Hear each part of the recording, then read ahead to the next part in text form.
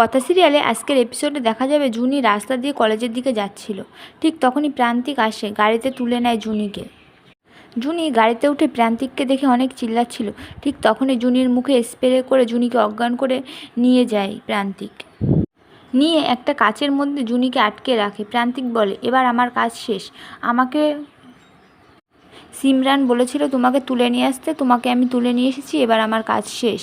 এবার সিমরান তোমার সাথে যা বোঝার বুঝে নেবে। সিমরান আসে কনের সাজে জুনির সামনে।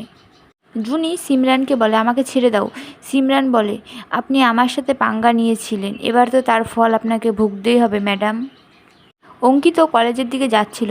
ঠিক তখনই অঙ্কিতকেও গাড়িতে তুলে নেয় অজ্ঞান করে। বাড়িতে কথা অঙ্কিত আর জুনির নামে পুজো দিচ্ছিল। ঠিক তখনই একটা ফুল আগুনের পুড়ে যায়।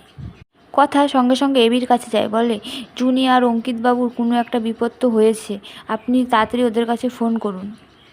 অঙ্কিতের কাছে এবি ফোন করে। অঙ্কিত হ্যালো বলতে গুন্ডারা অঙ্কিতের হাত থেকে ফোনটা নিয়ে কেটে দেয়। অঙ্কিত বলে, আমাকে কোথায় নিয়ে যাচ্ছ, আমাকে তোমরা ছেড়ে দাও। অঙ্কিতকে জুনির সামনে নিয়ে ফেলায়।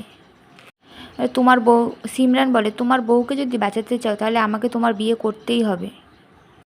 অঙ্কিত সিমরানকে বলে, এসব কি করছিস তুই? এবি কলেজে ফোন করে, বলে অঙ্কিত গেছে। ও কলেজ থেকে বলে না। এবি বলে, জুনি গিয়েছে, বলছে না। তারপরে অঙ্কিতকে খোঁজার জন্য জুনি, এবি, কথা সবাই মিলে বেরিয়ে পড়ে। ভিডিওটি ভালো লাগলে চ্যানেলটি সাবস্ক্রাইব করে আমাদের সাথেই থাকবেন।